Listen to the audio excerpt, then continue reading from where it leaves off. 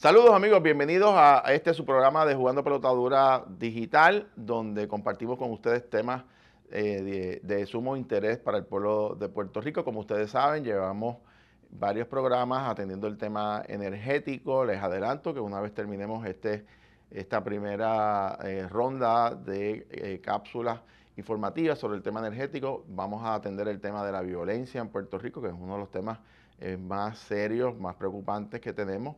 El tema de la educación también lo vamos a estar atendiendo con diferentes invitados y con evidencia, datos, encuestas, gráficas, estadísticas que pueden ayudarnos a entender pues todos los retos enormes que tiene el pueblo de Puerto Rico con relación al tema de la violencia, el tema de la educación, el tema de la salud y finalmente vamos a cerrar este ciclo de diálogo con ustedes con el tema económico, sobre todo las oportunidades para nuestros jóvenes, creación de empleo, incentivo a la industria local y también a lograr eventualmente, cuando estén las condiciones para ello, una reforma contributiva que haga la justicia, sobre todo a la clase media, clase productiva. También vamos a tener un programa especial sobre la Junta de Supervisión Fiscal, la eventual salida, cómo cambia toda la dinámica de la remoción de 5 de los 7 miembros de la Junta de Supervisión Fiscal y cuáles son las expectativas según la ley promesa para una eventual salida de la Junta y qué pasará con Puerto Rico o cómo quedaría nuestra estructura gubernamental y todas las normativas que deben de tomarse para que Puerto Rico no vuelva a una segunda quiebra eventualmente en un futuro. Así que tenemos taller por demás y también son temas que vamos a estar manejando en el programa de Jugando Pelotadura en televisión, en nuestro segmento de Lo que no te dicen, que como ustedes saben, pues compartimos información y datos que son relevantes a la discusión pública. En este programa, como ustedes ya lo han visto, tenemos mucho más tiempo que en televisión, así que podemos profundizar sobre los asuntos y podemos también inclusive contestar muchas de las preguntas que nos envían por las redes sociales de diferentes temas.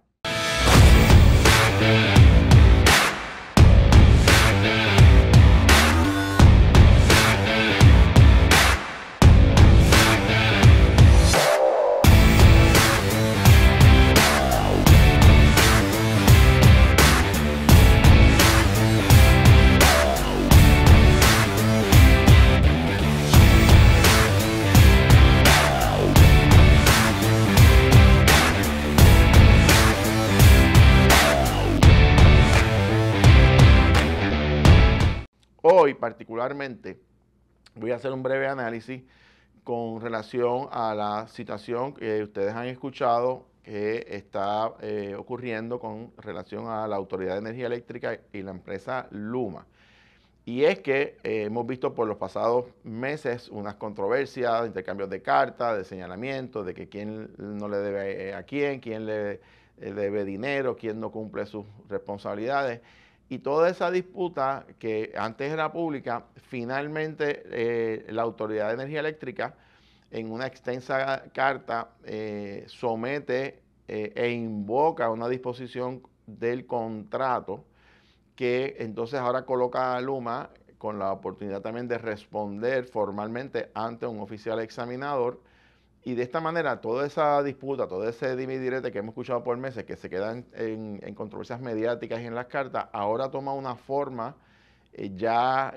oficial en donde comienza a correr un calendario y un espacio de tiempo donde tiene que atenderse para dilucidarse y determinar a quién le asiste la razón en relación a esto. Así que hoy le quiero explicar cuál es el proceso, cuánto va a durar esto y cuáles son las expectativas que puedan ocurrir. Ya la semana que viene vamos a estar hablando entonces los próximos 2 programas de los últimos temas energéticos para cerrar este ciclo de temporada con este tema y movernos entonces al tema de la violencia que tanto nos preocupa a todos los puertorriqueños. Bueno, ¿qué es lo que ocurre? Ustedes recordarán, yo les había explicado en un programa anterior que en el año 2020 el gobierno de Puerto Rico firma un contrato con la empresa Luma luego de un proceso de licitación, es decir, de evaluar propuestas en virtud de la política pública que se aprobó 6 años antes, en el 2014, con la ley nueva sobre reforma energética. que establecía que debido a la situación fiscal de la Autoridad de Energía Eléctrica, donde no tenía los recursos para invertir millones de dólares en toda la infraestructura energética, decide privatizar dos áreas. La primera es la operación de transmisión y distribución de energía y la otra es la operación y gerencia de las plantas. Sobre lo primero, comienza un proceso de licitación que termina en el año 2020 cuando se firma el contrato entre la Autoridad de Energía Eléctrica, la Alianza Público-Privada y la empresa Luma, que fue la empresa seleccionada en aquel momento. Ese contrato tiene cerca de 300 páginas, es un contrato bien extenso con diferentes disposiciones. Sin embargo, en aquel momento había una expectativa de que Puerto Rico iba a salir de la quiebra, luego del Tribunal Federal, en aproximadamente 18 meses. Es decir, que se suponía que cuando entrara Luma, el periodo de las protecciones bajo la quiebra estarán en su fase final y terminaría de manera que cuando Luma se asumiera la responsabilidad de la operación del sistema, ya hubiese terminado el proceso de quiebras ante el tribunal. Pero eso no ocurrió así. Se extendió tremendamente ante la jueza Laura Taylor Swain, que es la única quiebra del gobierno de Puerto Rico que sigue vigente. Y debido a esa situación, en el año 2022, es decir, 2 años después, se estableció lo que se llama un contrato suplementario. Un contrato suplementario es que cambiaron ciertas reglas porque como Puerto Rico no estaba fuera de la quiebra y Luma tenía que entrar, se hicieron unos ajustes contractuales en donde ciertas disposiciones todavía no entraban en vigor hasta que se saliera de la quiebra y otras sí. Les digo esto porque muchas de las preguntas que se hacen es, con toda esta controversia que ha habido entre Luma y el gobierno, ¿cuál de los dos contratos, por decirlo de esa manera, es el que está vigente? Bueno, está vigente al día de hoy, en agosto de 2025, el contrato suplementario. ¿Qué significa eso? Que hay algunas disposiciones del contrato original que todavía no han entrado en vigor. Y eso obliga que cuando hay señalamientos de que alguien ha incumplido tal o cual responsabilidad, entonces aplican unas disposiciones contractuales que están vigentes en ambos contratos, es decir, en el original y en el suplementario, para dilucidar, para dirimir, para aclarar quién tiene la razón en sus interpretaciones. Ok. Hace unas semanas atrás, el director ejecutivo de la Autoridad de Energía Eléctrica, el ingeniero José Colón, presenta una carta de más de 80 páginas con múltiples señalamientos hacia la empresa Luma, en donde invoca una cláusula para forzar una divulgación y obligar a Luma a responder a esos señalamientos. Y dentro de ese contexto, voy a presentar ahora unas gráficas que quiero que vean en pantalla, en donde van a ver que hay alegaciones tanto de Luma hacia energía eléctrica como de energía eléctrica hacia Luma. Luma está argumentándole a energía eléctrica que el gobierno, según Luma, no les paga a tiempo, que por eso están incumpliendo alegadamente en su contrato, y están reclamando una deuda entre 190 y 350 millones de dólares. Además, dicen que por culpa de ese impago del gobierno a Luma, ha ocasionado un aumento en los apagones de un 12% y un aumento de 2% en la frecuencia de los apagones. Es decir, apagones más frecuentes y apagones más largos en tiempo. Esto, según Luma, debido al estado de deterioro de la infraestructura, porque el dinero que ellos están pidiendo es un dinero para precisamente invertir en aquella infraestructura que no está cubierta con los seguros de FEMA. Y además afirman que ante esta situación les obliga el traslado de personal a proyectos bajo FEMA, es decir, que son proyectos que ya tienen dinero y que por lo tanto están moviendo personal a otros proyectos, lo que afecta el calendario de trabajo de recuperación de toda esta infraestructura de distribución de energía, que no es otra cosa que los postes y los cables que usted ve por todo Puerto Rico. Para que tengan una idea, en Puerto Rico hay casi 700,000 postes entre toda la isla como parte de la red eléctrica y eso es parte de la responsabilidad de Luma. Eso con relación a la posición de Luma. ¿Qué dice el gobierno? Sin embargo, el gobierno emitió una carta de 81 páginas donde tienen aproximadamente cerca de 40 alegaciones, 40 instancias en donde a juicio del gobierno Luma no ha cumplido. Entre ellos plantea que hay una gran cantidad de fondos federales sin recobrar, es decir, de inversiones que se hacen en mejoras, piden los reembolsos y no se ha hecho. Dice que han utilizado personal de su matriz que no tienen al día las conciliaciones de cuentas, que no hay un plan de reducción de gastos y que hay unos incumplimientos en ciertas obligaciones contractuales. Esa es la alegación del gobierno. Y Luma, ya les dije lo que ellos están estableciendo. Entonces la pregunta que todos nos hacemos es, bueno, hay dos versiones, hay reclamos distintos.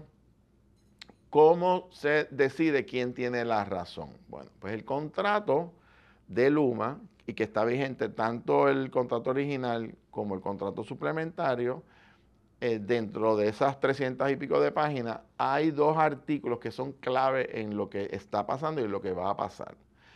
El artículo 14, que lo están viendo ahora en pantalla de la situación presente, el artículo 14 se llama eventos de incumplimiento, que es el mecanismo de lo que se llama la cancelación apresurada. Es decir, hay una disposición que establece que cualquiera de las partes pudiese invocarla y provocar una cancelación del contrato.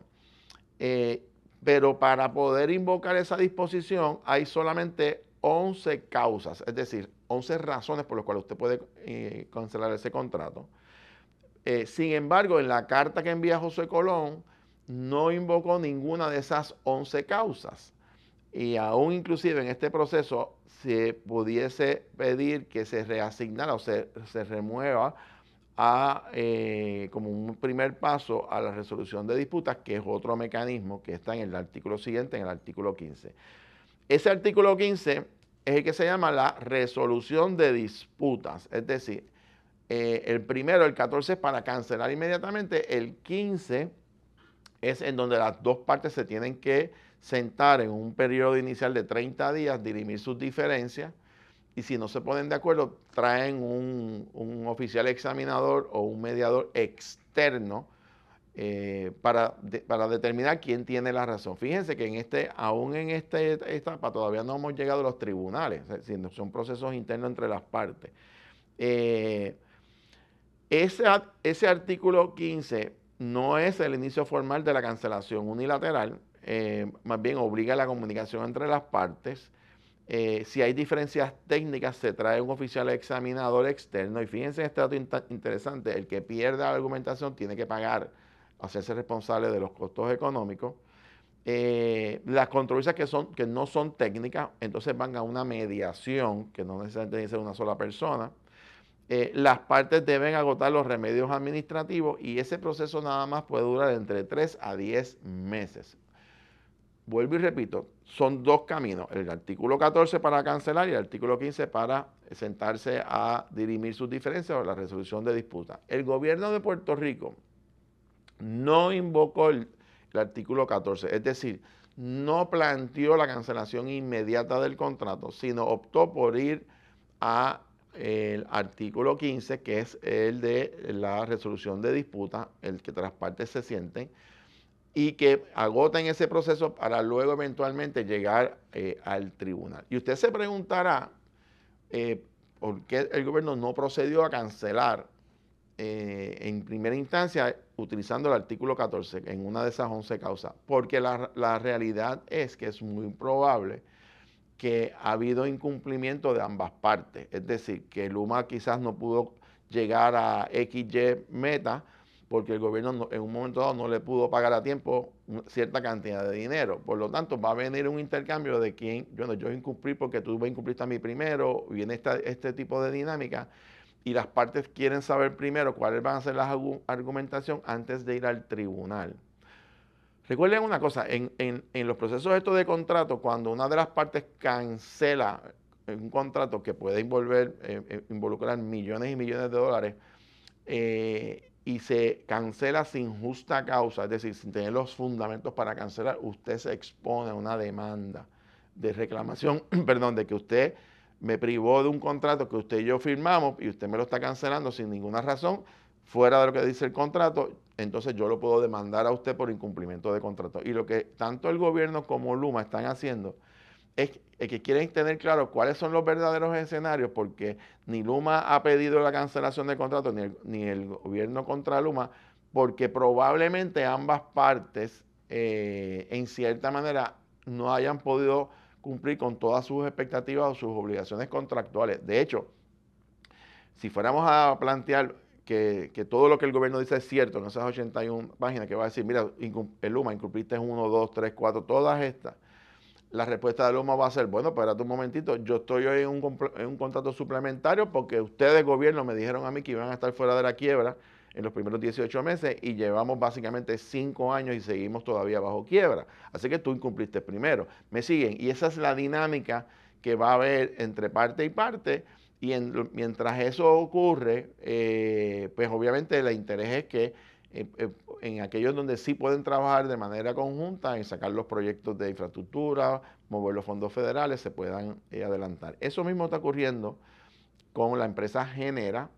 La empresa Genera es la que tiene cargos las plantas y también tiene disputas con el gobierno de Puerto Rico y también ha reclamado que el gobierno le debe una cantidad significativa de millones de dólares. Sin embargo, el gobierno, en el caso de Genera, no ha invocado ninguna cláusula contractual, es decir, no ha comenzado el mismo proceso que ha empezado con Luma. Quiere decir que eso se va a dejar para más adelante. En síntesis, ¿en dónde estamos en resumen en todo esto? Bueno, primero, ambas partes, Energía Eléctrica como Luma, se han sometido a ese proceso que dice el contrato de dirimir sus diferencias. Eso es bueno, eso es positivo porque eso va a aclarar quién tiene la razón y que se pueda despejar las diferencias que puedan tener y que puedan decidir, pues mira, si te corresponde a ti hacer tal cosa y a mí tal cosa, esto es lo que vamos a hacer. Y si no se ponen de acuerdo o alguna de las partes no está de acuerdo con la determinación que tome, digamos, un oficial examinador, cualquiera de las partes puede ir al tribunal, excepto en aquellas disposiciones que requieren un perito cuyas decisiones, según el contrato, son finales y firmes.